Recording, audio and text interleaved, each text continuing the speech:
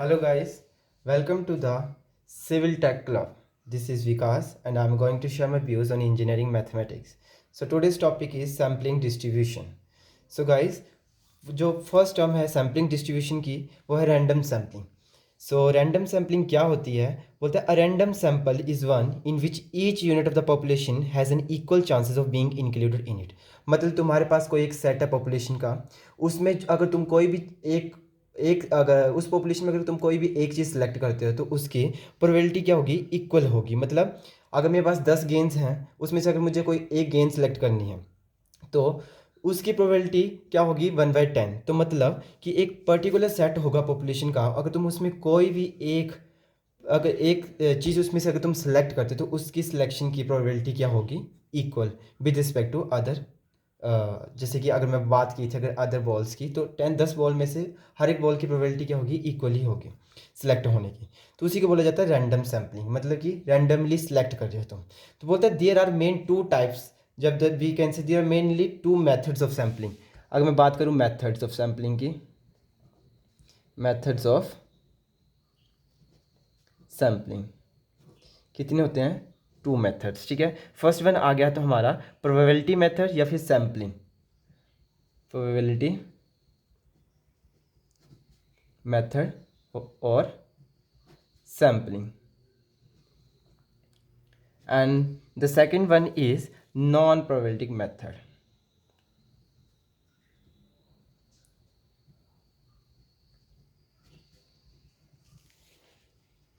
Now let's discuss about the probability sampling. बोलते हैं it is further divided into 5 types. In this sampling it is possible to determine each sampling unit belonging to sample. जो probability sampling method है ना हमारा, वो कितने further कितने parts में डिवाइड है? 5. जिसमें फर्स्ट वन आता है हमारे पास simple random sampling. Simple random sampling बोलते हैं in this sampling we randomly choose the sample from infinite और finite population and proceed for sampling. Simple random sampling क्या हुई? वही बात, जैसे कि मुझे मेरे पास अगर समझो 10 कार दी हैं तो मुझे उसमें सिंपली एक प्रोबेबिलिटी निकालनी है कि मुझे अगर मैं एक कार सेलेक्ट करता हूँ 10 में से, तो प्रोबेबिलिटी क्या होगी कि मैं अगर जैसे 10 कार्स हैं, वो 10 की 10 रेड कलर की कार्स हैं, तो मुझे मैं बोल रहा हूँ कि probability of selecting at least one red car. तो वो क्या होगी कि एक तरफ से होगी सिंपल रैंडम सैम्पलिंग. सिंपली हम रैंडमली एक कोई कार सेलेक्ट कर रहे हैं. ठीक है, और सेकंड वन आ गई हमारे पास स्ट्रेटिफाइड सैम्पलिंग. अब स्ट्रेटिफाइड सैम्पलिंग बोलता है in this sampling we make the partition of population into groups and based on a factor that influences the variable being measured.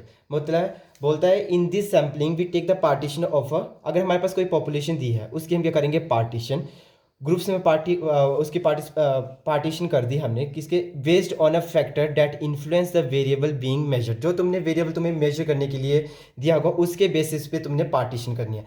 मगर स्ट्रेटिफाइड सिंपल में क्या हुआ? तुम सिंपली एक रैंडमली कोई भी सैंपल तुम सेलेक्ट कर रहे थे. बट अब स्ट्रेटिफाइड में क्या हुआ? पहले जो तुम्हारे पास सैंपल दिया है, पहले तुमने उसकी पार्टीशन की. अब जो तुम्हारे पास फैक्टर पूछा है कि तुमने ये निकालो, जो कुछ भी किसी की भी प्रोबेबिलिटी निकालो, तो अब हम उस पर प्रोसीड करेंगे आगे. ठीक है, तो हो गया स्ट्रेटिफाइड सैम्पलिंग. अब थर्ड वन आता है मेरे पास क्लस्टर सैम्पलिंग. अब क्लस्टर सैम्पलिंग क्या है? Both are we can say that stratified sampling and cluster sampling are same, but they are little bit this is little bit different as compared to stratified sampling. What is the difference? बोलता है in this sampling we divide the population into clusters and obtain random sample from all possible clusters and give the output for sampling unit. It is more convenient over stratified sampling because in this we can study the heterogeneous data. क्योंकि अब देखो ना, stratified sampling में अगर हम उसको distinguish कर रहे थे या फिर हम बोल सकते हैं कि हम उसकी पार्टीशन कर रहे थे, बट वो क्या था? एक होमोजेनियस डाटा था. बट अगर हमारे पास हिट्रोजेनियस डाटा दे दिया जाता है और उसकी अगर हमें सैम्पलिंग करनी होगी तो कौन सा मेथड वो आता है हमारे पास? Cluster sampling. दोनों में पार्टीशन की जाती है, but this method is more convenient as compare to stratified sampling because in cluster sampling we made clusters of same data और we can say same sampling. And of same material, and उसके बाद हम proceed करते हैं अपने sampling की तरफ. And the fourth one is systematic sampling.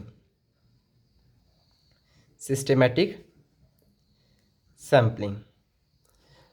This sampling which is done, this is the sampling which is done in systematic process, like we form some steps which can't be interchanged with each other. तो वो उसको बोल दिया जाता है systematic sampling. वो sampling जिसको हम सिस्टेमेटिक वे से करते हैं कि अगर फर्स्ट स्टेप अगर हमारे पास दिया है तो हम डायरेक्टली प्रोसीड सेकंड स्टेप पे नहीं कर सकते, तो पहले हमें फर्स्ट स्टेप कंप्लीट करना ही होगा, then we can shift towards second step. तो उसको बोला जाता है सिस्टेमेटिक सैम्पलिंग, जो कि एक सिस्टेमेटिक वे से होती है. And the last one is multi stage sampling.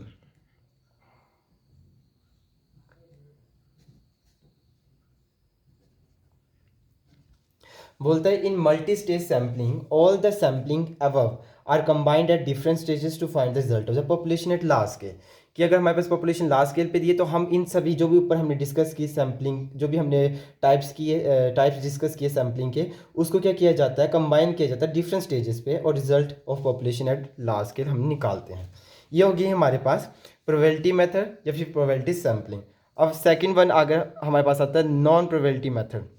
अब बोलता है नॉन प्रोबेबिलिटी मेथड क्या होता है, बोलते हैं these samplings are based on human choices rather than random selections. अब देखो अगर मैं बात करूं प्रोबेबिलिटी सैम्पलिंग की केस में, तो मुझे पता था कि मेरे आउटकम क्या है आएगी, मुझे कुछ ना कुछ पता था कि इसकी आउटकम ये आएगी. जैसे मैं 10 बॉल में से एक बॉल सेलेक्ट करनी, तो मुझे पता है कि एक बॉल सेलेक्ट करने की आउटकम क्या थी 1/10. बट नॉन प्रोबेबिलिटी मेथड जो कि नाम से ही बता रहा है कि इसमें तुम एज्यूम या प्रोबेबिलिटी तुम निकाल नहीं सकते, तुम्हें पता है कि तुमने करना क्या है, बट तुम्हें उसकी आउटकम का तुम्हें पता नहीं है. For example statistical theory can't explain how they behave and result form, or we can say that is sending of satellites, sampling disasters. ये जैसे दो एग्जांपल हैं, that is sending of satellites और दूसरा sampling disasters. कि अगर हमें तो पता है कि सैटेलाइट हमने भेजनी है, बट हमें उसके आउटकम नहीं पता कि वो, जैसे कि मार्स की अगर बात करें, मार्स तक वो सैटेलाइट पहुंचेगी या नहीं पहुंचेगी, बट हमें पता कि हमने सैटेलाइट भेजनी है, बट उसके आउटकम हमें पता नहीं है, तो उसको बोलते हैं non probability method. Non probability method definition सुन लो इसकी एक बार फिर से. These samplings are based on human choices rather than random selection. इसमें हमारी ह्यूमन चॉइस होती है, इसमें रैंडमली सेलेक्ट नहीं करते. फॉर एग्जांपल जैसे मैं सैटेलाइट भेजने की बात करता हूँ, तो मुझे पता है कि मुझे क्या क्या करना है, कि क्या क्या प्रोसेसेस मुझे करनी होगी उस सैटेलाइट को भेजने के लिए. ऐसे नहीं है कि मैं कोई भी सैटेलाइट पर पर्टिकुलर उस मिशन के लिए मुझे वो पर्टिकुलर सैटेलाइट पहले चूज़ करनी होगी जो मेरे, जैसे कि मेरी सैटेलाइट भेजनी, तो उस सब वी कैन से उन सब कंडीशंस को वो सेटिस्फाई कर रही होनी चाहिए, तो उसको बोला जाता है नॉन प्रोबेबिलिटी सैम्पलिंग. तो अब ये सब था हमारे पास थ्योरेटिकल पोर्शन. इसके अगर university exam point of view से बात करें तो ये क्वेश्चन बन जाता है, तो आपको ये सब कुछ पता होना चाहिए. मेन इसमें बात आती है हमारे पास एस्टिमेशन थ्योरी. नेक्स्ट टॉपिक है हमारे पास एस्टिमेशन थ्योरी.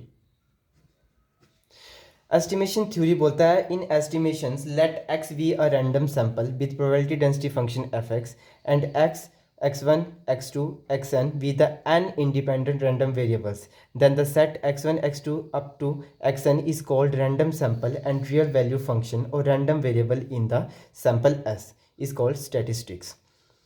अब देखो जो भी मैंने पीछे अभी तक पढ़ाया, मैं उसका आपको पिक्चर शो कर देता हूँ यहाँ पे नोट्स की. You can take screenshot.